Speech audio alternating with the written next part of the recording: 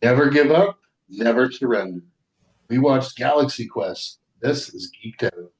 Popcorn in our hands, ready for the show. From the classics to the blockbusters, we're always in the know. Throwing references like confetti, we keep it real. Geeked Out Podcast, we to make you feel. We're the critics you can trust. Hey, everybody, welcome into another episode of Geeked Out. My name is Kyle. And I'm Juan. For this week, as you heard in the intro, we watched the movie Galaxy Quest, which was Juan's latest suggestion in our 90s action movies. A little background, this movie originally hit box offices December 23rd of 1999, so you came in just under the wire for a 90s movie.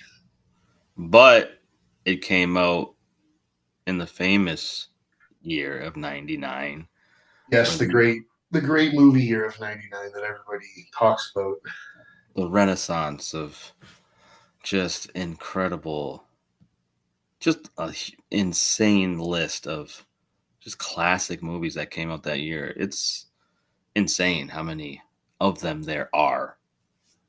You know, it's funny. You had mentioned that to me, well, probably a year and a half, 2 years ago, about how crazy the list of movies that came out that year was. And I had never really looked into it or thought about it, but after you had told me, I went and kind of looked. I was blown away. I was like, all how did all of those great movies like about that one year? I mean, it was just incredible. We don't have experiences like that anymore, especially because nowadays it seems like 9 out of 10 movies are remakes or reboots, or there's very few original ideas to pack the movie theaters with. Yeah. Um, and unfortunately, that's because they don't make as much money, and that's what studios are, constantly in search for is profits. So it is a frustrating thing when you it's the industry now is just flooded with remakes and reboots and sequels going past trilogies on the fourth and fifth. Um, but it make it you understand why they do it. It just sucks, and streaming also took a different a hit when it comes to um, just smaller, well written, acted movies in theaters, and that's what in 1999 a lot of those movies consisted of. No, absolutely. And there's an episode that want you and I to do one day in the future. So I have some strong opinions. As much as I love it, I think that Marvel in general has ruined film for everybody. That's a it different topic. I think that's an episode you and I should.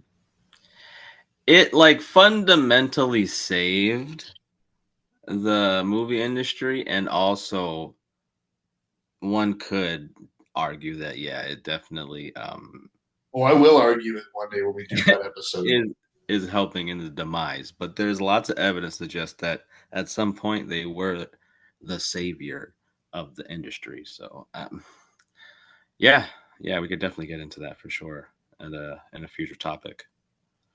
But getting back to the movie at hand, we were talking, as I said, Galaxy Quest, but some people on the internet have said is the is the best Star Trek movie ever made, and I love that. Hmm.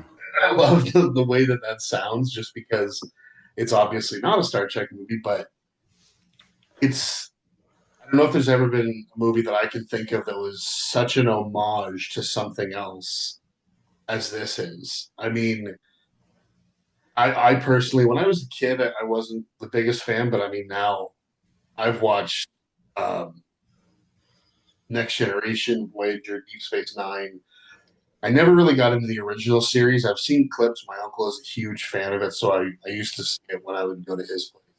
Yeah, because when you're a kid, you're more into Star Wars than Star Trek. You look at an episode of Star Trek and you're like, why are they talking on a goddamn ship the whole episode? This shit is boring.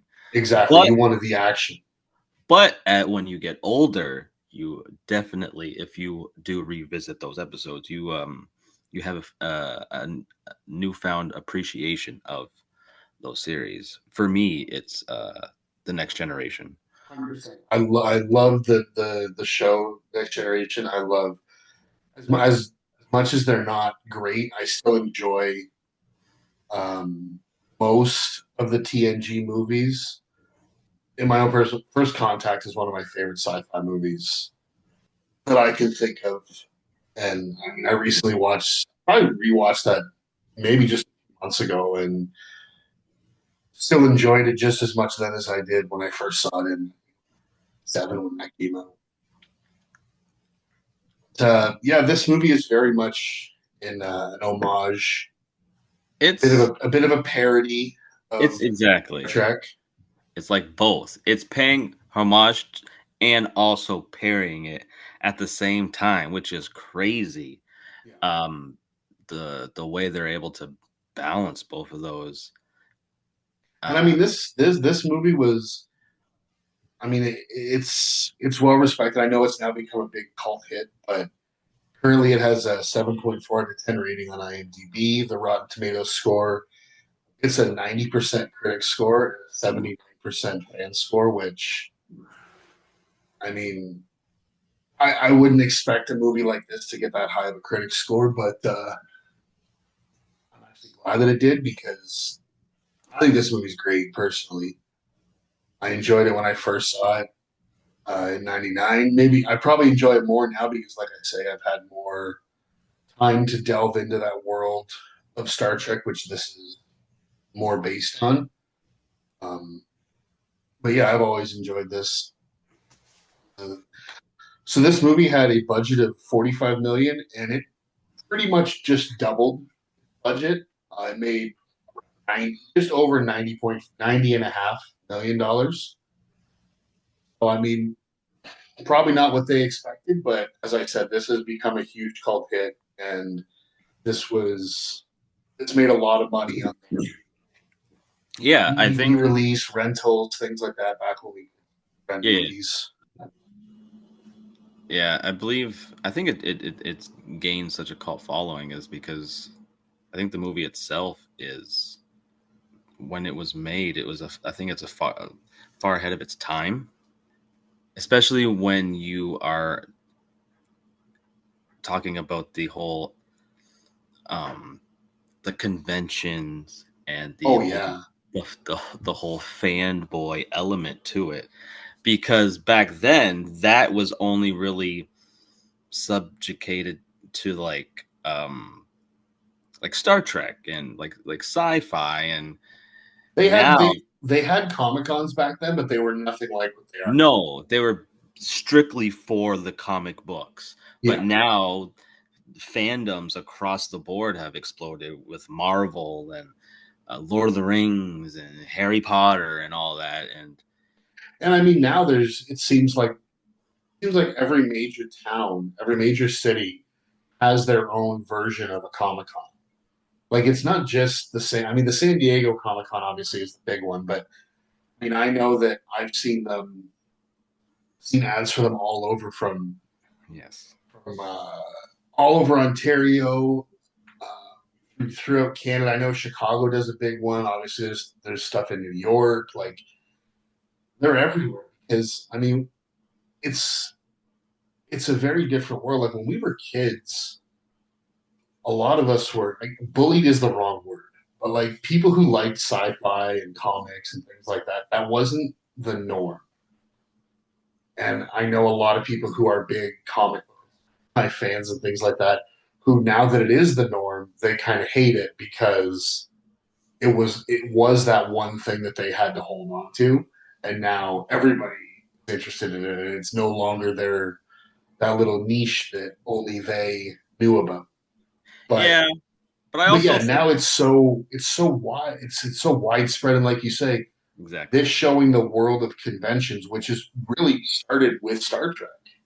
Yeah, and a lot of these conventions are full of the fans that make up the people in this movie. There's a lot of those stereotypes. Let's Well, just say. there's even a did you? I don't know if you watched this, but there's even a documentary called Never Surrender, and it's about not only the making of this movie, but there are also they're not as widespread as what like the Star Trek ones were. There are people who go to like Galaxy Quest conventions, and there are the one that I remember specifically is a husband and wife and a group. I forget if it's their family or just friends, but they all make their own costumes and dress up and act like the Thermians. They go to these conventions. It's all in this documentary. It's wild. Yeah, I believe that. And yeah, it just goes to show you how far ahead this movie is. 26 years later, um, it still holds strong. And I also think this is almost like a bit of a lightning in a bottle type movie, just because of the cast and just how everything just came together perfectly with this movie. I think you would be hard pressed to, even with the same cast, have a successful sequel. I think this movie is just such a lightning in a bottle, like I said, type movie that it just worked on every front. I haven't met anybody that doesn't like this movie that has seen it. Yeah, I'm the same way. And yeah, like you say, the cast. I mean, you've got Tim Allen, obviously coming off of or in the midst of Home Improvement, which I was one of the biggest shows on television. Sigourney Weaver, who is delving back into sci-fi, obviously Ripley of an Alien. Um, you've got Alan Rickman, who, I mean, what do you say about him? One of the He been, greatest actors of our generation and the one yeah, before us. yeah. Tony Depending on, Shalhoub. You've got a young Sam Rockwell. Like this oh, guy, bro, this guy go went ahead. on to be an Academy Award winning actor, and he is one of my favorite. Him and Tony Shalhoub are probably my two favorite performances in this movie. Yeah, Sam Rockwell, 100%. I never gave like a second just because Sam absolutely knocked it out of the park for me. But I could see that. I could see he had the best arc. Uh, Tony, freaking Monk. I'll call him Monk. That's he'll always be. I'll always refer to him as Monk. But yeah, I definitely he had the best arc in the. But I could see why he would. Yeah, he would be people's favorite character or a second favorite. They just the way that he plays, because once they get transported like onto the ship, everybody is so terrified and they're so confused about what's going on, and he plays it almost like I don't want to say almost like he's on like drugs or something, but just he almost looks like happy go lucky, like I don't know why I'm here, but I'm just gonna enjoy it, just enjoy Yeah, the ride kind of thing. exactly. Yeah, he's just exactly. He's just along for the ride, And and it just it really starts when they all get beamed like those liquid things that they get transported to the ship. And you see Sam Rockwell literally looks like he's having a seizure. And Tony Shalhoub just kind of steps right off the platform and he goes, "What's going on? What's up with them?"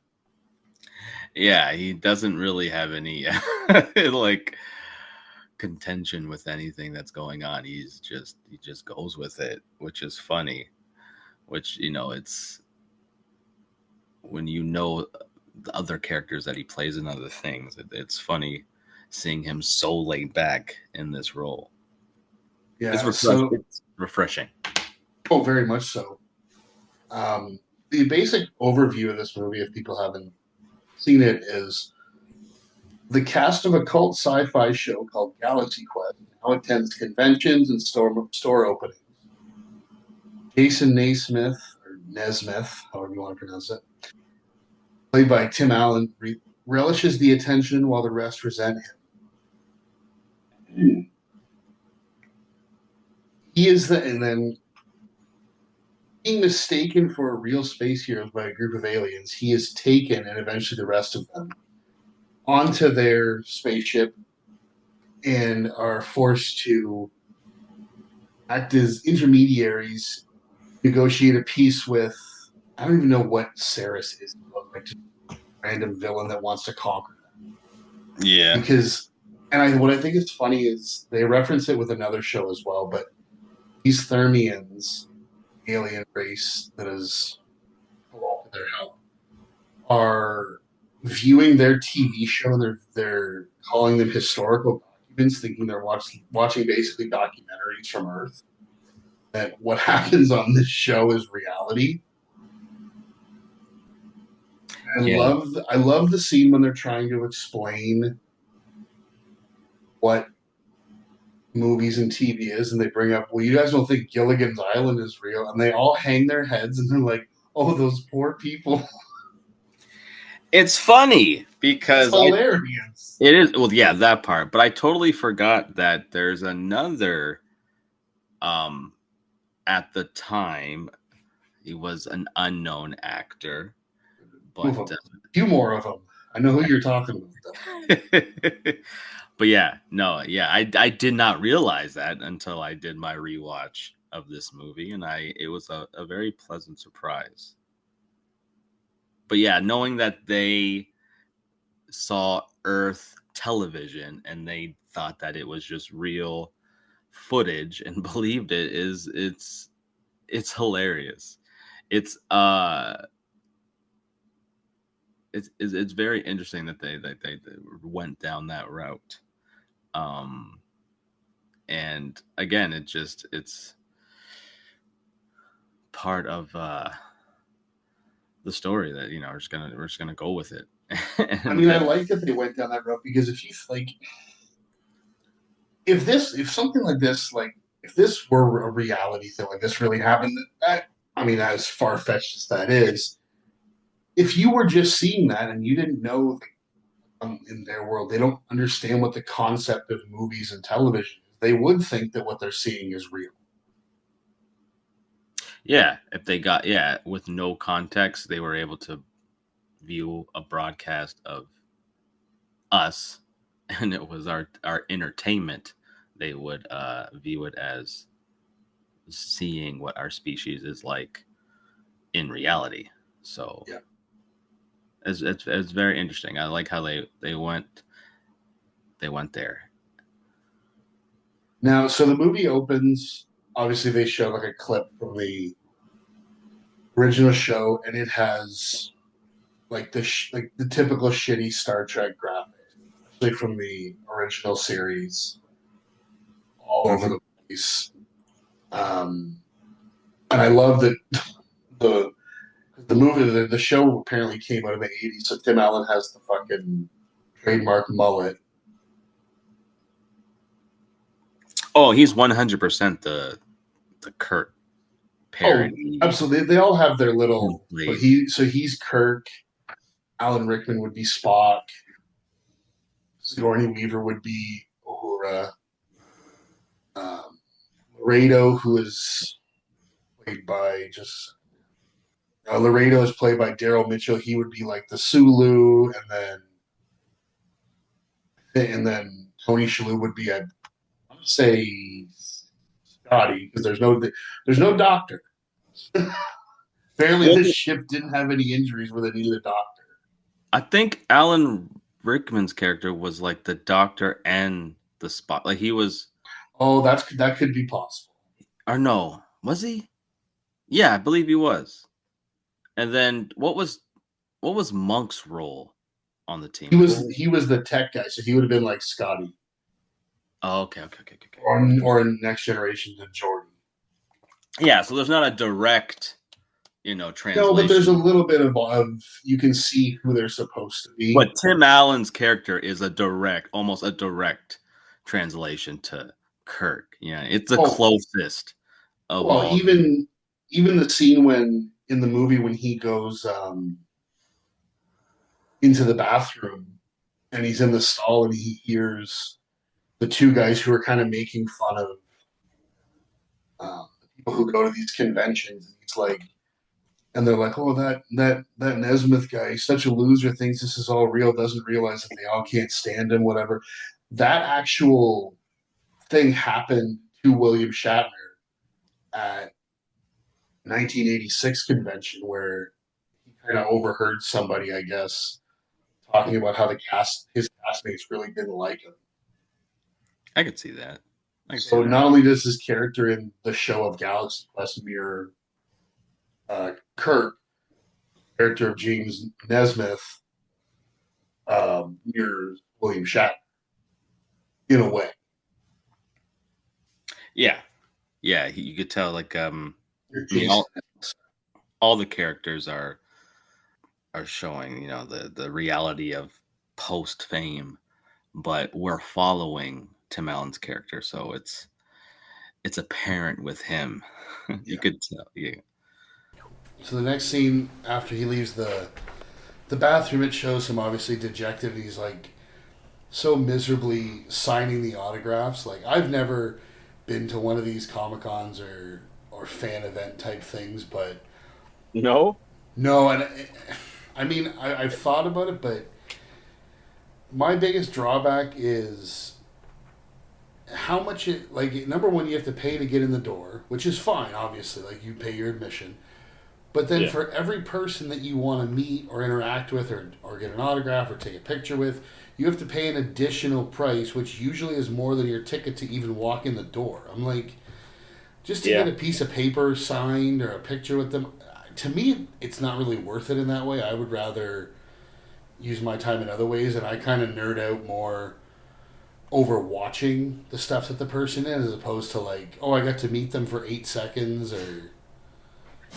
Yeah, I mean, if that's your thing, that's your thing. I'm not going to knock it. No, But not at all. they do charge. And it's not even like they are charging themselves. It's the people that run the Comic Cons that are charging all that, and they just give the actor a cut of that. Oh yeah, I'm Or, not saying it's the actor that negotiates or sets those prices, but yeah, yeah, it's nothing but a cash grab. But I mean, if that's what you want to spend your money on, I know people that save all year just to spend it all on Comic Con weekend. So if that's what you want to do, that's fine. It, yeah, it is it is an experience though. I'll tell you that. I haven't I've gone to quite a few of them, like pretty big ones. The biggest one I've gone to is in Toronto, the Fan Expo. That one's it's one of the biggest in the world. Hundreds of thousands of people go through it that weekend, and it is definitely worth it. You do see celebrities; it's pretty cool, but it's never been the thing for me. There was one celebrity I waited about 3.5 hours for, and I paid, and that was Stan Lee. Only because to me, he's like the Walt Disney of our generation. He's, you know, his characters have definitely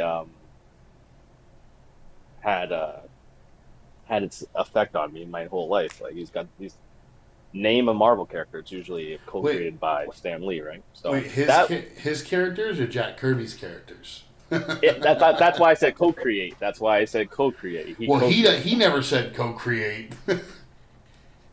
I mean, he did, but he wasn't as loud about it. He kind of still took credit. He said their names. He did give them credit, but he was the face, so he Well, and kind of especially played the role. especially after Jack Kirby died, he couldn't exactly defend himself. So Stan Lee was like, "Well, I created these guys."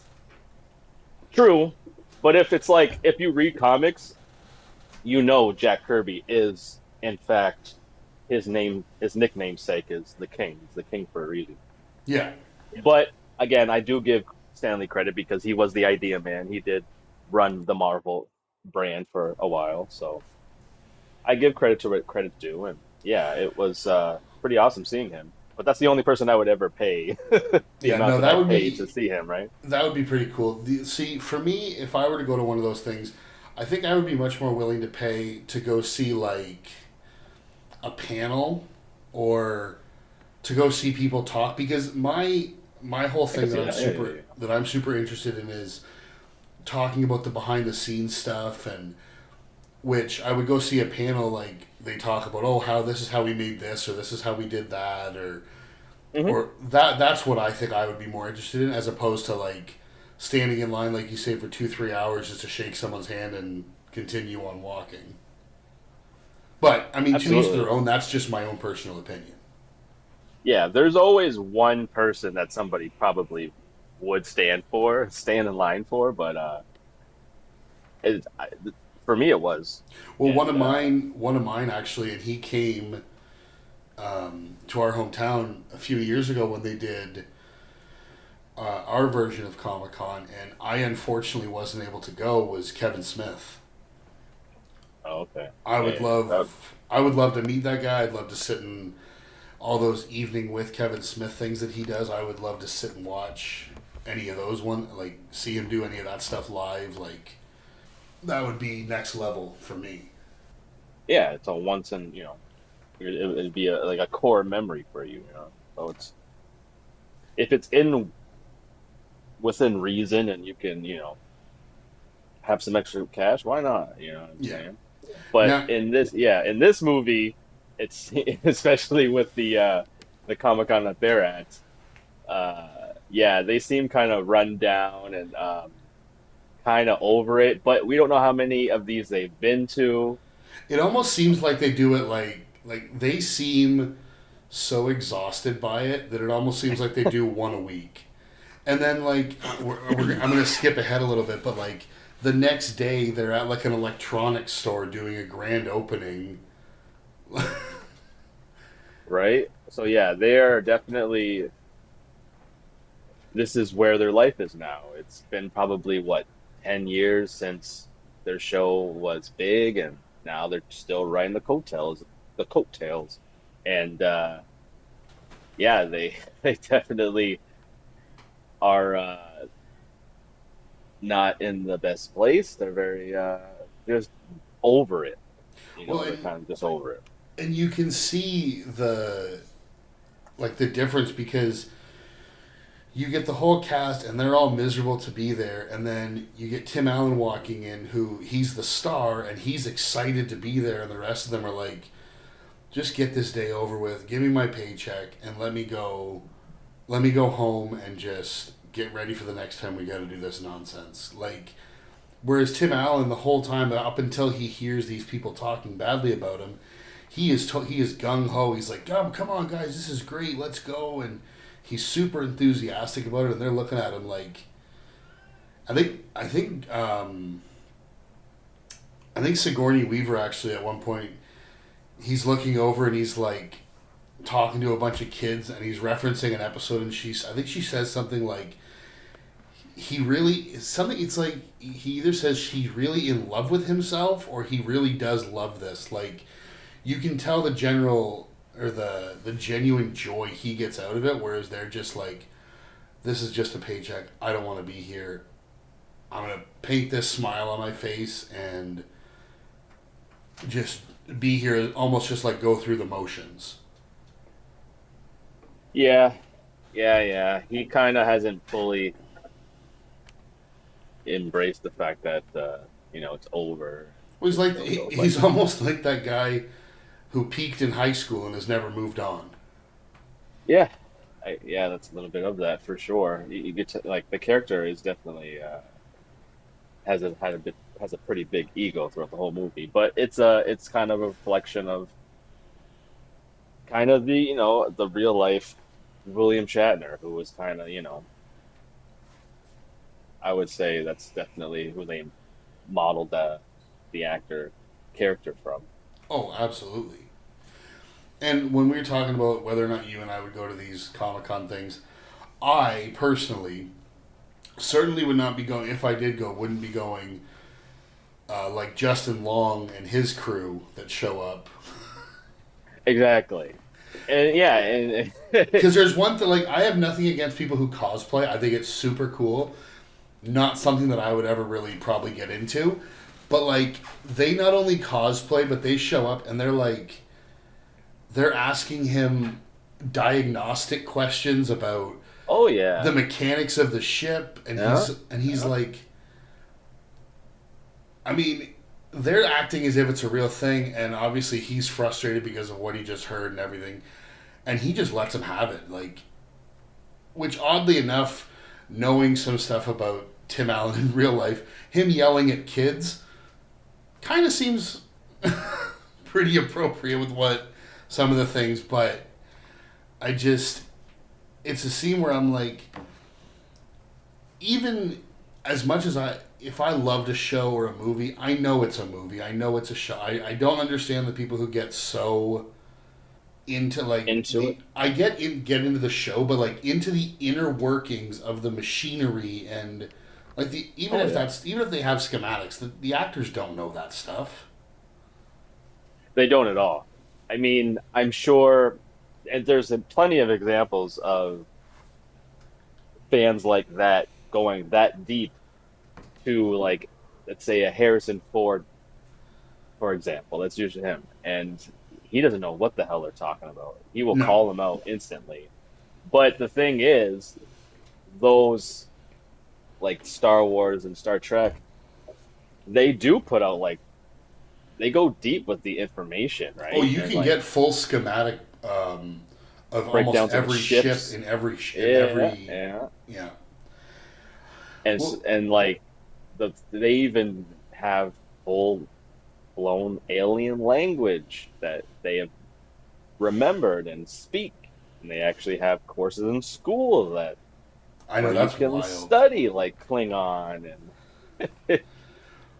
Well, it's funny. so It's yeah, funny it's talking about that stuff. Did you ever happen to see?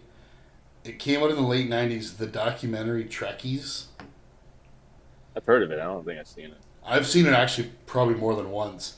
It's fascinating to watch some of that stuff because like some of the people like they would literally dress in Starfleet uniforms, not just for conventions but in their everyday life, and they would make people at like I remember one specific was she worked in the post office and she would go to work dressed in her Starfleet gear. She had a phaser on her hip. She had a Okay, communicator. okay. All right. Dude, it got to the point she was like the manager or whatever of the branch she was at. She made all of the employees refer to her as, I forget if it was lieutenant or commander. Like they wouldn't use her name, they would refer to her as her Starfleet rank. Like just stuff like Yeah. that is wild. Well, I think part of it could be, because movies and TV shows are a way to escape. It's an escapism. And I think some Absolutely. people And they just take it to the extreme to where kind of like people that do live action role playing or like those Renaissance fairs. They just really are into it to the point where they incorporate into their life, which it is a fascinating thing to see. I mean, I have nothing against it. I don't want it to Oh come off in no, that. no, It's no. just I guess especially when I first saw it, I probably was only a young teenager, but I was kind of just blown away at like people go about their everyday lives like this, and they expect the people they interact with to not only acknowledge it, but like treat it as if it's just like I'm calling you Jim or Pam or something like that. Like, Oh yeah. And it's only exploded since being a nerd and a geek is culturally acceptable now. well, yeah, when we were kids, Now, if you were a nerd, you were a loser. Now it's the now you have norm. right now you have those Trek like those level of people in that documentary Trekkies across the board of almost every major geeky franchise. I'm sure there's people like that for Game of Thrones. I'm sure there's people like that for Star Wars. There's people like that for Marvel and DC and Doctor Who and all these franchises. People are just so into it that they believe that it is real, or at the very least, so important to their life that they have to become part of it. Which is, yeah, that's crazy. And Yeah. this movie definitely captures that. in a very in a good way. Where which I this is what I love about this movie is like it's perfectly balanced, making it a parody and a homage at the same time. Yeah, it's there's just enough comedy in it, but it's not to the point where it's like stupid or silly. Like there are real stakes when this as this movie continues, and like especially once they get onto the ship and the whole thing. But like, yeah, it's a blend that I th- that the show, like obviously Star Trek and that was only serious, and then I think when this came out, everybody thought. I think maybe one of the reasons it didn't do as well as they had initially hoped is I think people thought it was just going to be a super silly satire, whereas they actually put real stakes and actual kind of heart behind the show, like behind the movie. I mean, Yeah, yeah, this movie definitely easily could have been uh,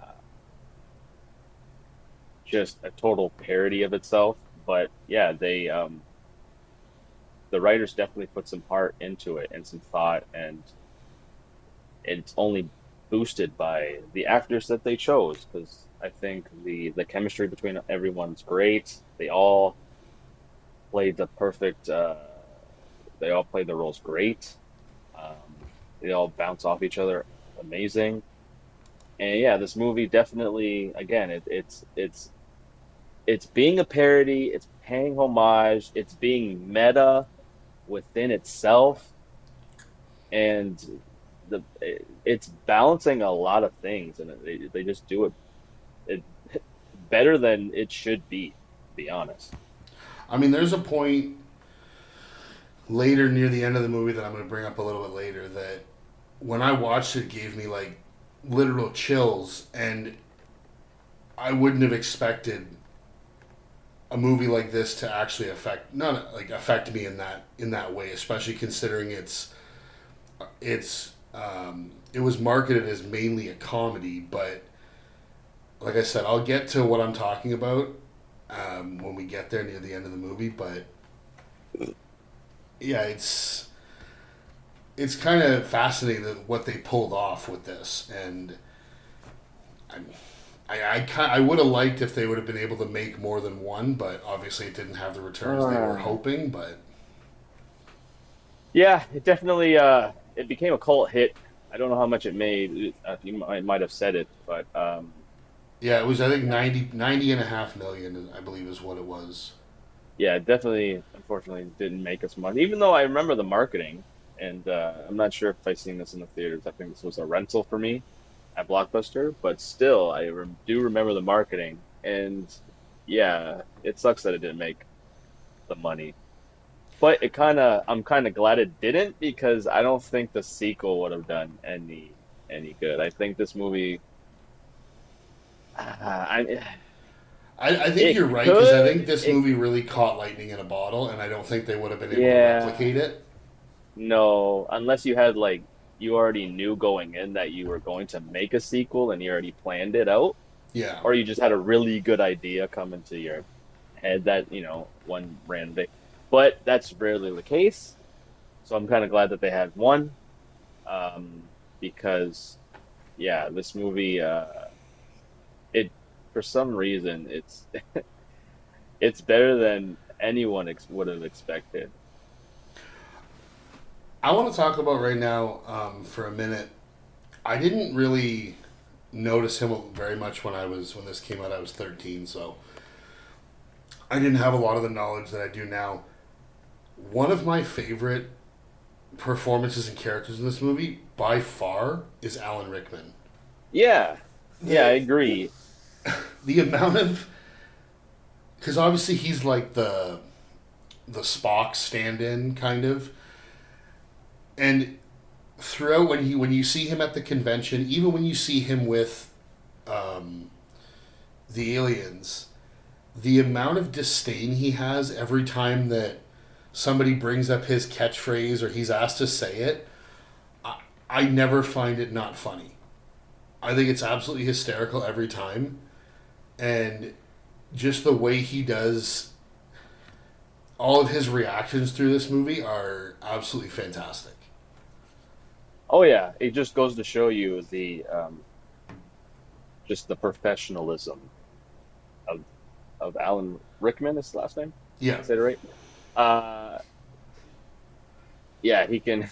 You tell he's a classically trained actor, and he can just pull off every range of emotion, in which is rare for somebody that's known for being like just a bad guy. You know, his one of his most famous roles, a bad guy, and for him to like do a complete 180 and just be like so funny. I didn't realize that this guy was had the such great comedic chops, but it's his whole arc within this movie that is it's impressive because he becomes like he starts off as this bitter actor, and then through the course of the movie and his arc, he finally embraces it, and he's all the better for it. Yeah, he's definitely one of my favorite performances in this movie for sure. yeah. But he's like really the besides Tim Allen, he's the only one that really had a the biggest arc. I think he had like the second biggest arc out of the castmates. Well, yeah, because then I mean, you get to the major cast or major crew member with Sigourney Weaver, and I love that her character is said to basically they're like, yeah, what did you do on the show? And she's like, I repeated what the computer said. And that's kind of her role in the movie. Well, it is because as soon as they get on the ship, she keeps doing it, and they're like, all you're doing is repeating the computer, and she's like, I've got one goddamn job, and I'm gonna do it right. Yeah, and it would be and it. I understand that that's what they decided to go with the movie.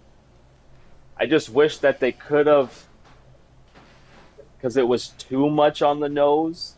That because this is where the meta part comes in. Because of the show, she was pretty much useless, and in the movie, she's kind of still useless, and like the hot chick that ends up hooking up with the main guy. You know what I mean? That's kind of reflected in the show and in the real life Well, it's funny because within the movie. we were talking about how like that story with Tim Allen in the movie really happened to Shatner. Well, another thing just like that with Sigourney Weaver, her character's name is Gwen DeMarco, and she talks about how she did a TV Guide interview, and she says it was 6 paragraphs of my boobs and how they fit into my suit.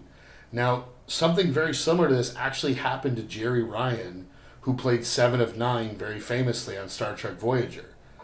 So again, Yeah. they're taking things that happened for real on these shows, and they're putting it into the movie, which is basically like you say a parody and homage to those exact types of shows, which I think just adds Yeah. to the realness and the authenticity of this movie.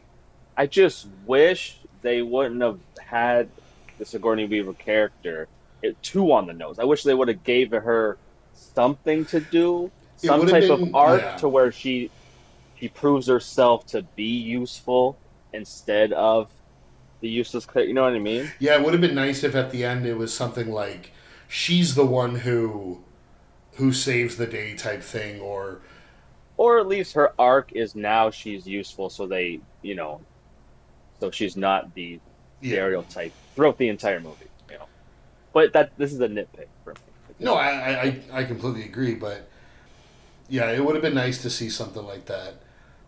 So yeah, from that point on, we end up.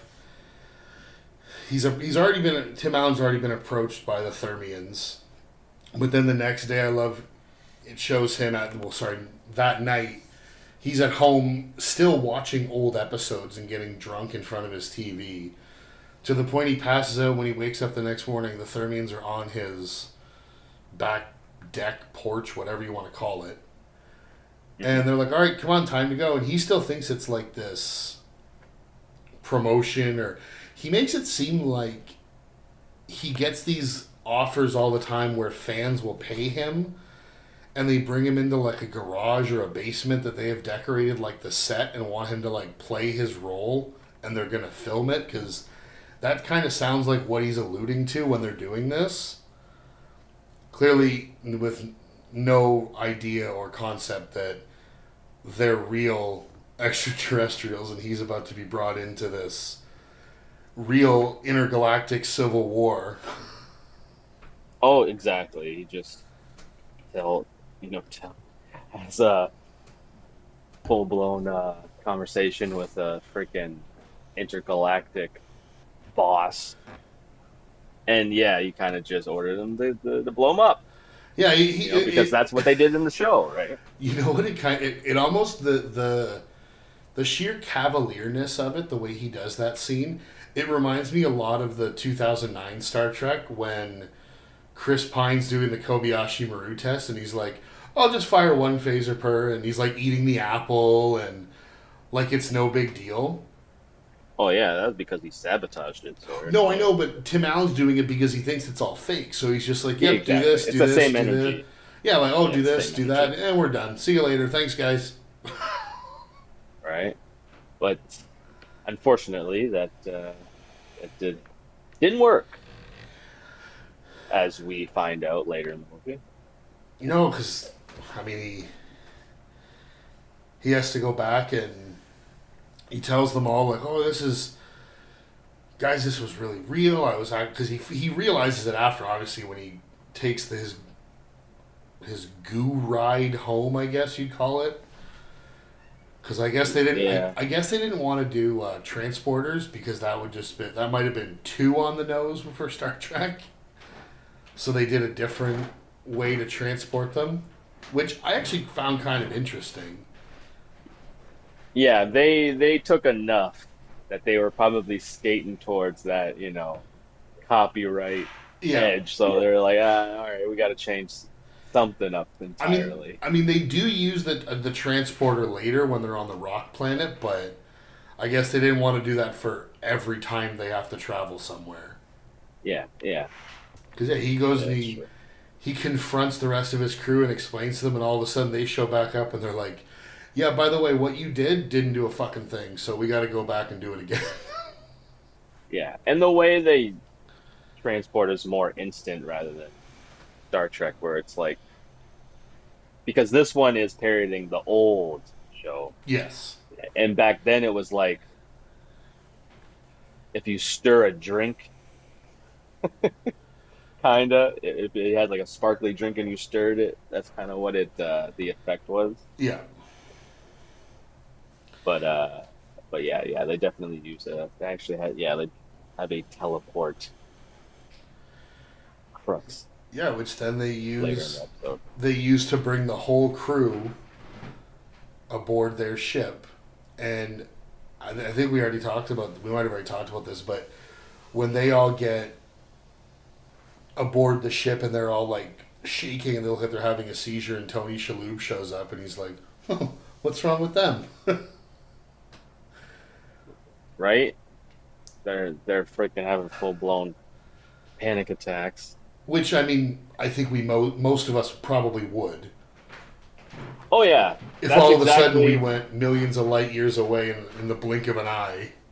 And I'm glad that they gave us those reactions, because in a lot of movies, when shit like that happens, you don't get a realistic, No, there's no second guess. relatable reaction. They kind of just go with it, or they'll have something snarky to say. Yeah, there's no second But thought. It's just like, oh, that's what happened. Cool. anybody would be extremely, extremely distressed. And I That will say, happened. I love the Unless you're reactions. Tony Shalhoub. I love the reactions that they all give for stuff like that when they're going through what they find out is the spaceport, and then when they finally see the ship that they've created basically from the show, and it's real, it's in front, and now they're gonna board the ship, and I love when they get on the bridge and it's like, oh, here's your position, and oh, here's your position, and just for where they were on the show, and you've got Tim Allen. Tim Allen saying to Laredo, like, all right, well, take us out. They They programmed that console by watching you on the show, so you better know what you're doing. But she clearly doesn't because he The kind sc- of was Oh, the didn't have to pay scraping? attention to it. Yeah. The scene with the scraping and everybody, they're showing everybody's face like you're hearing nails on a chalkboard. I was doubled over laughing. Yeah, it was definitely it was a good scene. They didn't it wasn't overstayed its welcome. It was a really good joke that they put in that good humor and like it shows that the pilot is unconfident in himself and but also freaked the hell out that he has to control this ship. Yeah, Yeah, but his reaction, it's everyone's reaction really. It sold the scene for sure. yeah. Because you can see that look on their face like, oh, that's not good. Just get past it. Mhm. And Yeah, plus they're like playing the music and yeah. Well, and then I love it's pretty too when they fun. get into the scene. I think it's right after this when they go into the cafeteria and they've given them all the foods from like their home world, and Tim Allen's got like this 3/4 inch like ribeye steak, and then you get Alan Rickman whose character is an alien. He's basically eating fucking bugs and water. Yeah, shit was gross. Everyone, even like what Oh, Guy, yeah. Sam What Rockwell's the hell was he? character. He was like eating some type of weird Sam Rockwell, that's what it is. Yeah, he was. I don't know what the hell he was eating. He was eating some type of weird noodle, but But he was he was smashing getting it. right into it just because he was so thrilled to be just involved and included. He's like, I'll eat whatever you put in front of me. Like, Yeah, he's my favorite character in like the movie, man. I love him, man. I love Sam Rockwell. He's one of my favorite actors. this very well might have been the first thing I saw him in, or at least the first thing I saw him in that left any kind of impression on me. The first thing I seen him in, he was in Charlie's Angels, and I think it came out a couple years before this movie, or maybe a I couple thought years Charlie's after. Angels was in the 2000s. I The first one probably was 2000, maybe 2001. So yeah, that makes sense that it was after. Yeah, it was 2000, so the next year. So okay, yeah. So it might have been around the same time when I seen him in this. I seen him in Charlie's Angels, though. But I remember him more because he gave a more he had a more predominant role in Charlie's Angels. Yeah. I think the thing I love with him is especially, and I mean, we're going to get there in a few minutes because Saris, the villain, comes back and he attacks their ship and disables what we now would probably refer to as the warp core on all of these shows. But he disables their power source, which I think they call it a beryllium sphere. Now, this scene when they go down to the planet, this is what I remember most from the marketing of this movie.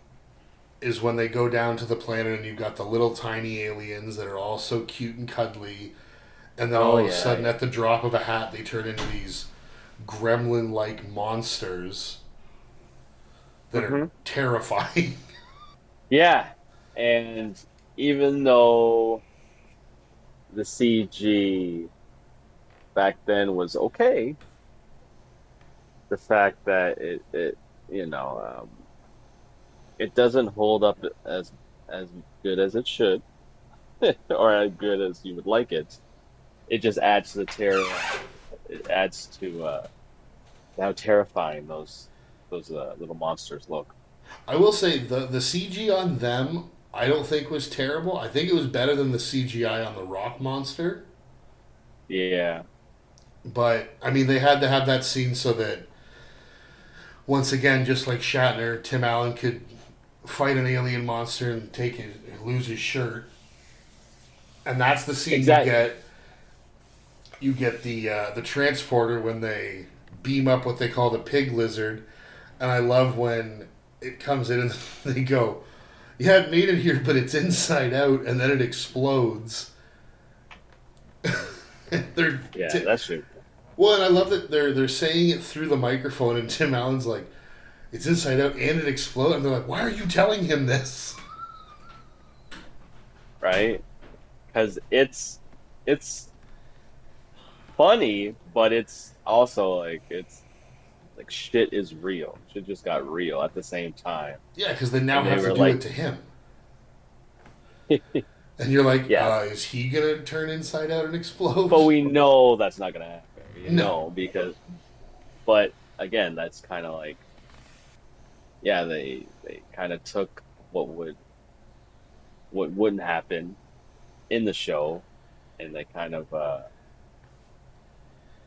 made like a real like life little reference there. It was funny. Yeah, it's excuse me, sorry.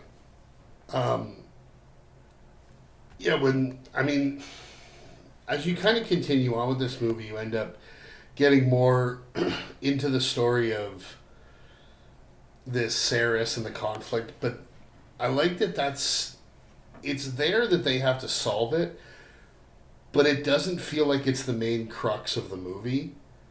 I feel like the main crux of the movie is the relationship between these humans, the crew, aka, and the Thermian aliens. Like, because obviously the throughout the movie you've got the humans trying to use their quote unquote expertise to try and help them, and the a lot of the emotional beats of this movie center around the relationships that they make with one another. So like the scene when Saris comes back and takes over the ship, and he's got the majority of the Thermians in the room that they're sucking the oxygen out of. Like Hmm. that's a powerful scene for a movie like this. Yeah, and it was that scene that kind of was like the turning point with a lot of the characters. I think they, which I what I one of the what also think this movie theme is that all these characters in in an unexpected way they all kind of found themselves again. They found their true selves, or they found themselves again, and they all had a newfound sense of life, and it was and being and they actually had to be the thing that made them miserable in order to do it, which was a pretty interesting way that they went about it. Well, and that's the note that I have here that I felt was the part that I had mentioned earlier, that I felt a real emotional resonance. Like it gave me chills um, when Quellic, who's one of the his character's name, he's one of the Thermians who he's like super obsessed with Alan Rickman's character, and that whole thing, like treats him like a mentor and a role model and that. And in the scene where he dies, or as he's dying, finally Alan Rickman using his catchphrase when he says, "By Grabthar's hammer, by the sons of Warvan, you shall be avenged." I got literal chills because he's finally now saying it for real. Like it's not just a line in a show or him saying it at a stupid convention for all these fans. Like he's taking something that he knows is going to resonate with this person who he has formed a genuine bond and friendship with, and he's saying to him like, I'm not going to let what happened to you be in vain. Like I'm going to get revenge for you because I care about you. And Exactly. honestly, any other character or any other actor in this movie, if they would have had a moment like that with that type of um, kind of emotional payoff, I don't think it would have worked nearly as well as the way it did with Rickman. No, and no, which is why the character's arc is very, very like the most important, because it's like the really the only one that they paid attention to, or at least gave time to the movie. But each character does embrace their character and made them all the better for it. Yeah. Did you notice the? I mean, I think it's.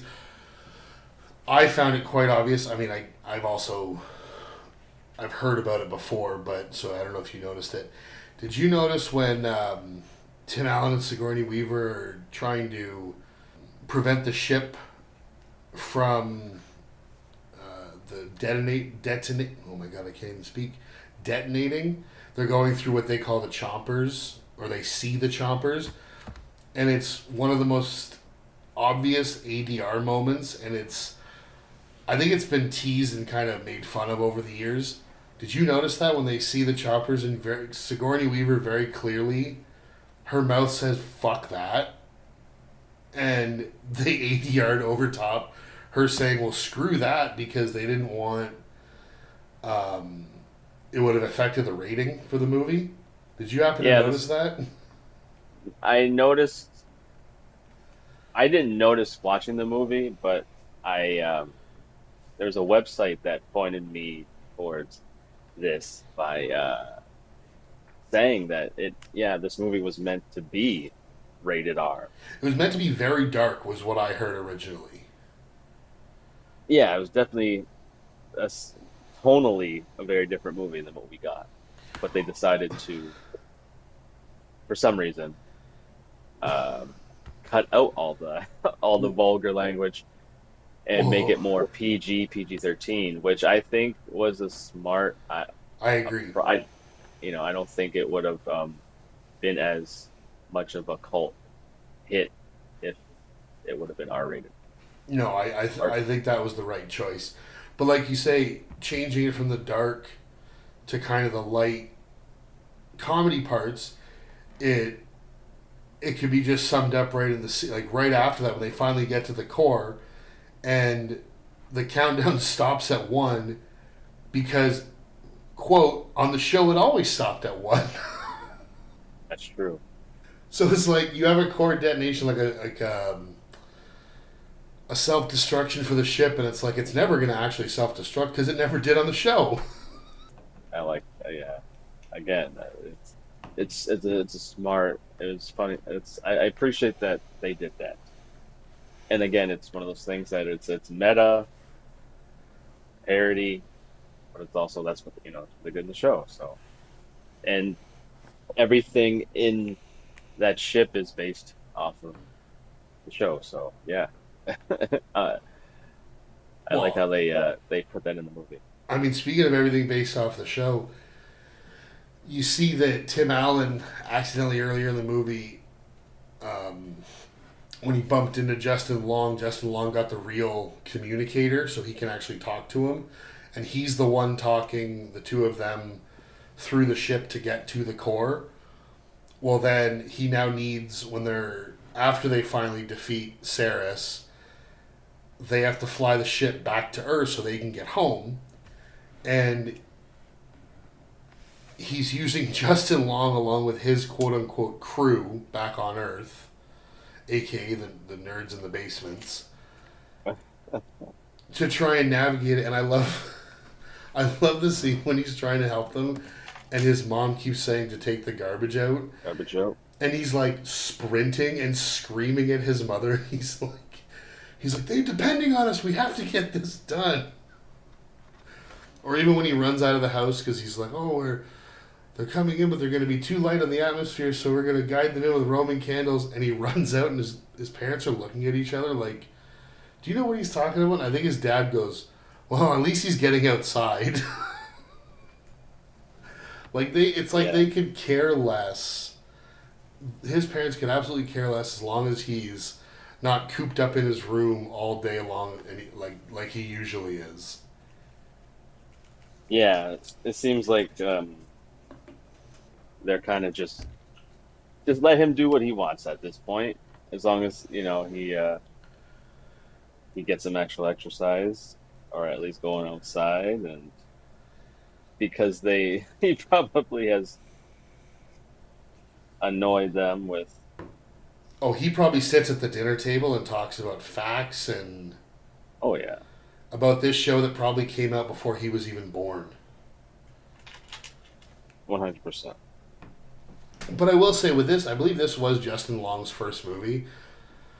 I mean, this is the second time he's appeared on this podcast after we did Accepted. He is. I still think he's a great actor, and I think he's really funny. I would love to see him do more work. I don't know if he acts nearly as much now as he used to. Actually, I think it's his third appearance because we did Strange Wilderness. Mm-hmm. But I'm a big Justin Long fan, and I would love to see him do more movies. Yeah, they kept like, man, the cast is It's stacked, brilliant, considering what they would all go on to be. and they're all perfectly suited for this type of movie that is skating the line between being funny, being serious, and not taking itself serious, but also within moments that should be taken serious. They just they, they're great because they all do comedy and they're really strong actors. Yeah, absolutely. Like every single one. It's yeah, I can't believe it. Yeah, it's Well, I mean, you've got your like the big ones. Obviously, is the Allens, Sigourney Weaver, Rickman. But even like Shalhoub goes on to be Monk. Justin Long goes on to be a well known star. You've got Missy Pyle who goes on to be a fairly popular character actor in comedies. You've got Rainn Wilson who obviously goes on to be one of the funniest sitcom characters in the history of television in Dwight. Like just looking back and seeing like they were all just kind of starting out. They didn't know what they were going to be yet. And then you have, I mean, Sam Rockwell, Academy Award winner. yeah. Like honestly, if they would have put this cast together now, this exact cast, there's no way they would have been able to do it with the budget they had. This would have been $160 million movie at least. No, they definitely lucked out. And whoever did the casting is should be praised for sure. Because yeah, this is I think it's what carries the movie the most is it's the performances of the actors, man. Yeah, and they do all have very believable, very good chemistry working off of one another. Yes, you do believe that they were at one point a cast and crew of a show that was popular a decade prior to the events of the movie. You believe it? Yeah, I will say there was one thing when I was doing some of my research into some of the trivia of this movie. I'm not sure that Alan Rickman respected Tim Allen's acting ability because I mean at the time Tim Allen had done like the Santa Claus movies, Home Improvement, a lot of kind of slapsticky comedy. So I just want to read this to you. I found this on the IMDb trivia, and it says according to the director, Tim Allen became very emotional after filming the scene where Jason reveals the truth to Balthazar, saying, he said, "I don't like the feelings I'm having. I'd like to go back to my trailer." After he left, Alan Rickman said, "Oh my God, I think he just experienced acting." That is a pot shot if I've ever heard one. Uh, yeah, I guess. Yeah. Yeah, that is definitely a jab, at least. Well, I mean, because Rickman is, like you say, he's a trained actor. So the way he approaches it and the way a Tim Allen might approach it are probably two very different things. But sometimes you need that. You don't, not everybody has to be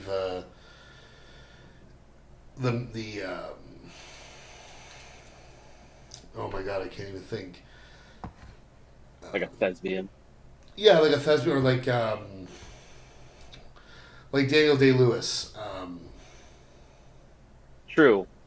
I like find a lot of like those classically trained people that went to school for acting, they do have a higher level of respect for it, and they do kind of judge a lot more heavy and easier when it comes to other actors that aren't taking it as serious as they are. yeah, And sometimes they are very vocal about it when asked. yeah, and I mean directors are the same with like recently in the past few years or so. Scorsese, guys like Scorsese coming down on like the comic book movies, and those aren't real, and they don't respect it, and a lot of people Mhm. hold what they do in a very high regard, and if they feel that other people aren't up to the same standards that they are, well then it doesn't quite matter nearly as much to them. They lose a level of respect for you almost Yeah. instantly when they find that out.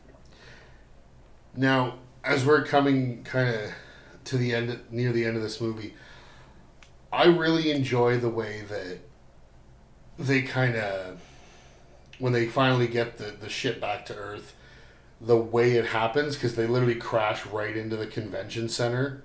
So this must be like day 2 or day 3 or whatever of the convention. And it basically turns their, they use it as like their intro of them coming out of the ship.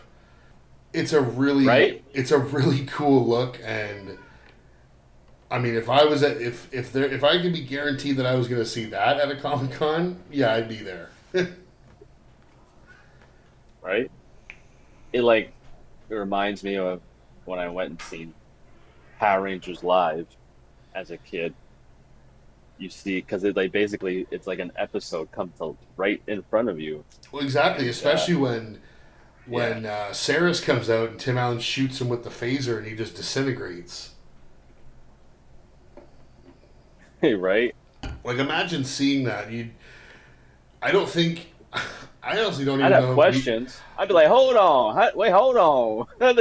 A man Well, just fucking disappeared. What effects could do that? I'd have questions, but I'd be hyped. I Be think hyped well, for a either while. you'd have questions or your brain wouldn't be able to comprehend what it Like, was what seeing. the You'd have like hell a did I nervous. just see? You'd have a nervous breakdown.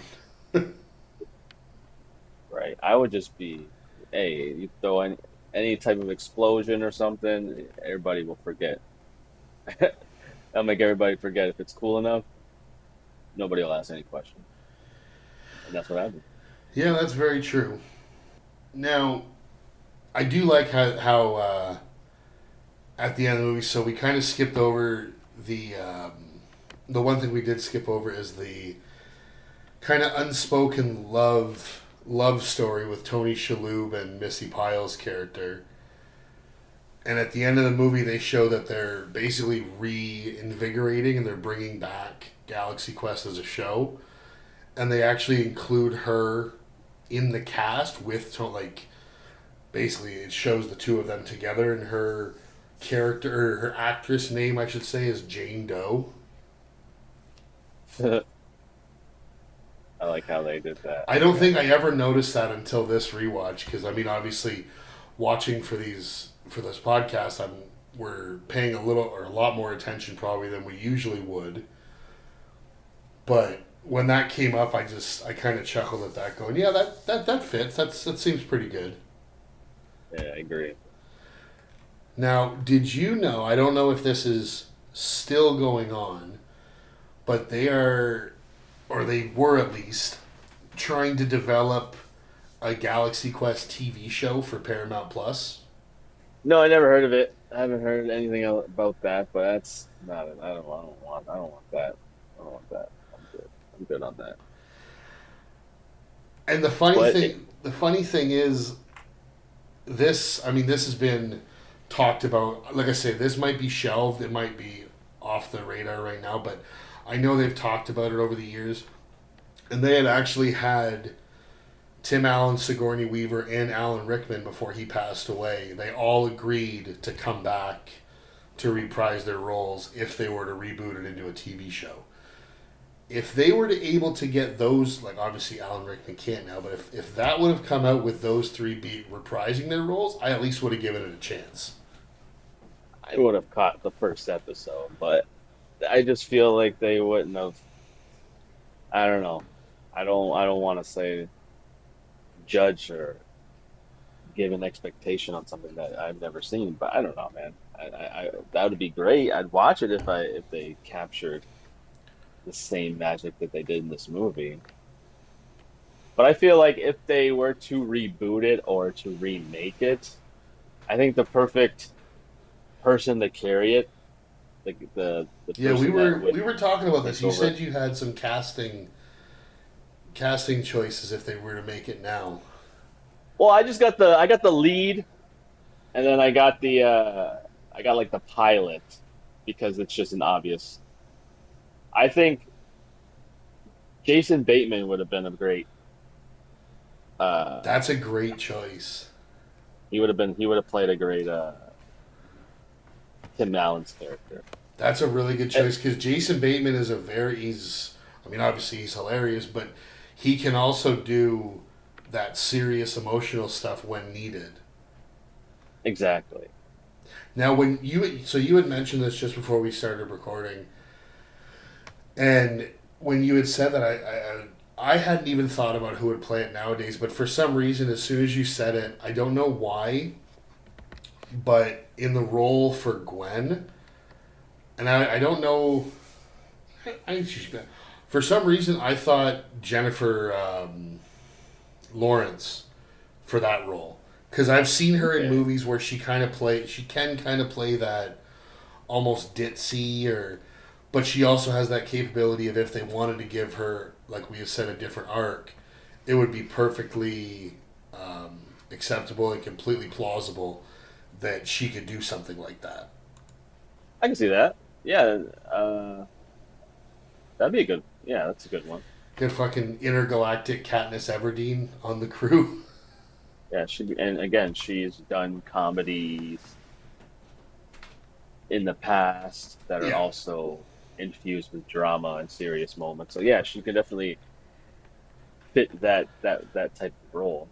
And I'm not recasting Alan Rickman. Not possible. You could just put any English actor. You put any. Okay, then Uh, I'll do Gary Oldman. yeah, he probably would do it too. And that man can disappear into a role. I got him as I think he's the greatest actor. To me, he's like the greatest actor of all time. I love Gary Oldman. I think I got him. He's to me like him and Daniel Day Lewis are in the running for greatest actor to me of all time, Yeah. just because he can disappear into a role so well. Yeah, it's not you're no longer seeing him playing a character, you're just seeing the character. Exactly, and which is why I can't give actors like Will Smith or Brad Pitt or any of the Or Tom Cruise. or Tom Cruise, the quote unquote greatest actors on I can't give it to them because Well, they that's are the same person in almost every role. I think the one that really comes to mind with that is ever since they did the first Ocean's 11 movie, George Clooney in every movie is just Danny Ocean. George Clooney to me has been George Clooney in every single goddamn thing I've seen. But it's funny Everything I've seen because except George Roseanne. because George Clooney is just Danny Ocean. It's just the same, like one and the same. Yeah, he did a movie with Jennifer Lopez. Oh, frick, I forget what it's called. But yeah, he's basically the same character, the exact same character, because he's like a criminal, Yeah. as the character from Ocean's 11. Now, who do you have? You said you had the pilot was your other one. Oh, that's easy. That's Anthony Mackie. I love it. I think he's too big of a star for that small of a role, but But he would do it. I think if you could get him to do it, it would be fantastic. He's not too big in his head to where he wouldn't do a role like that. You know what I'm You saying? you hope. I think so. If he, but you never know. And then Tony Shalhoub's character, anybody really? Sam Rockwell's I character mean, might honestly, be hard to recast. The Tony Shalhoub, I would run it back and have Rainn Wilson do almost like Dwight, but on the ship. Kind of that like maybe not to the same level, but kind of that like neurotic, kind of aloof, off the wall type of a character. Because that's kind of what Tony Shalhoub is in this, and I think Rainn Wilson could do that to a T. I agree. And he's tied to the old. Yeah, that'd be good. That'd be good. That'd be good. That'd be good. Now Sam Rockwell, I mean, there's not much to Sam Rockwell's character in this except for constantly freaking out because he's always worried that he's the one who's going to die because he died in the one and only episode that he was in. So he's so gung ho to be a part of the team, and then as soon as there's any danger, he immediately flips to being just like, I'm not going to make this out. I'm going to die. You guys don't even know my last name. Exactly. And I do, and the fact that yeah, he was such a throwaway character in the movie, and he thought himself as such. I like the fact that he finally, at the end of the movie, when they revamped the show, brought it back, that he was given. They give him, yeah. It was a good callback and a full circle moment. I really like that they added that into it. Yeah, I like that he gets to be a part of the reboot show. But yeah, I don't know. Because, like I say, I don't. I think almost any comedic actor who's not too off the wall could probably pull that role off. You would just have to be really good actor and really good with your comedic timing. So I think you'd have to get somebody who is more known for their comedy. I mean, honestly, if he would do it, you could get a Bradley Cooper to do something like that. But would he be too big of a name? That's the I other think thing. he's bigger than yeah.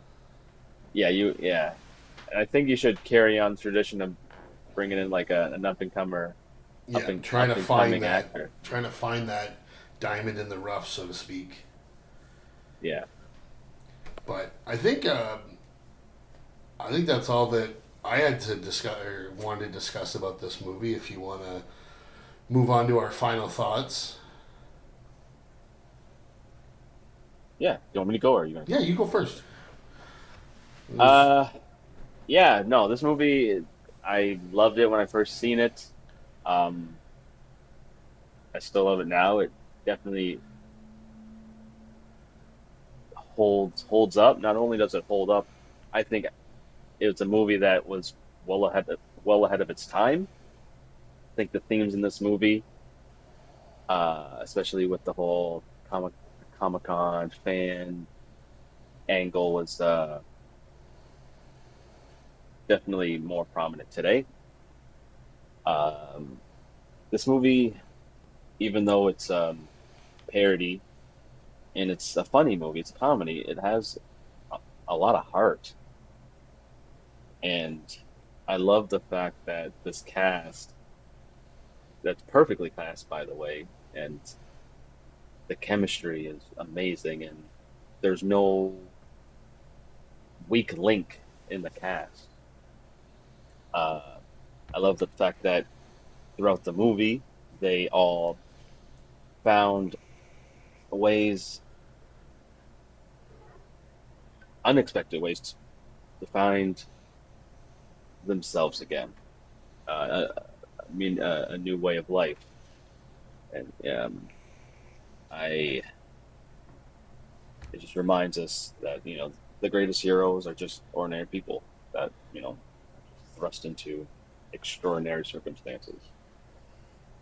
And, and they learned to embrace the roles that they were destined for. I really enjoy that.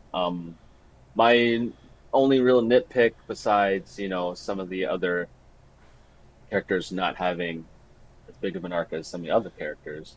The bad guy, I wish, because he was terrifying, I just wish that they gave him more to do instead of just being a super generic bad guy. But I understand that's kind of what the movie was probably going for because it is a parody and paying homage at the same time. So, but all in all, I really enjoyed this movie. If you are a fan of comedy and action and just a well made, fun, entertaining movie, I definitely would recommend this. I give this an 8.5 out of 10. Yeah, no, you're completely right. When you talked about the villain, I think he could have been a lot more, but like I said, I think they were trying to focus more on the relationships between the cast and the Thermians, but Yeah, the it would have movie's been. balancing so much that It was. there's There was a certain things lot that to do. yeah. No, I will say that, yeah, I love this movie when it came out. Still love it to this day. Every time I watch it, I seem to notice something that I didn't quite see before. And it doesn't matter how many times I've seen it, I always laugh. I always find it hysterical to watch. Yeah, it's a beautifully shot movie as well, and it really does pay homage to that 60s, even some of the 90s Star Trek stuff that, as I stated earlier, I wasn't a big fan of when it came out, but now that I've gotten older and I've delved more into that universe, I can appreciate a lot of that stuff a lot more. The acting was very good. There's a very strong chemistry with the whole cast. Yeah, I think this is a great movie, and as you said, I think I would recommend this movie pretty much to everybody because there's a little bit of something I think for everyone in this. There's action, there's comedy, there's romance, there's drama, there's sci-fi. Like, it's a little bit of everything, and I think everybody could find something that they would like about it in this movie. Yeah. So yeah, for me it would be a highly recommend, and I'm gonna give it just under what you did. I'm gonna give it an 8 out of 10 personally. Nice. Yeah, I agree. I definitely would recommend. The only people I would not recommend this movie if you just outright don't like sci-fi, don't like the genre of sci-fi. Yeah, because then immediately Then you're gonna start behind the 8 ball. yeah, because this movie is definitely it carries itself by being a sci-fi like movie. Yeah. So, other than that, I totally would recommend it. Well, that being said, that's gonna wrap up this episode for us. For our next episode, it's my pick, and I'm gonna stick here around the same era in the late '90s.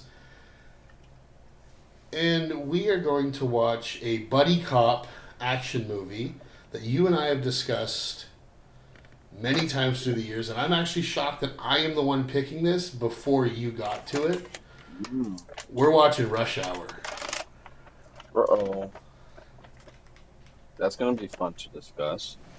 I haven't watched this movie probably about 10 years, but I remember absolutely loving it. Did you hear about what they do? I don't know what streaming service streams it. Do you know what they have in front of this movie now? No, They warn you about how not offensive the this movie cultural is. stuff. Really? But, I tell you right now, it's not laughing at Asian people, but this movie is kind of racist towards Asian people. Oh, it absolutely is. And I'm not No. advocating that, but I mean, honestly, just as much as Chris Tucker, I mean, we'll get into it, but just as much as Chris Tucker bags on Jackie Chan in that kind of racist way, Jackie Chan does the same thing right back to him. Exactly. Everyone gets it in that movie. But again, yeah, there's a whole warning before you watch this movie now, which we'll get into. Well, that puts We'll a get bit of into a more of damper it. on it, but No, hell no.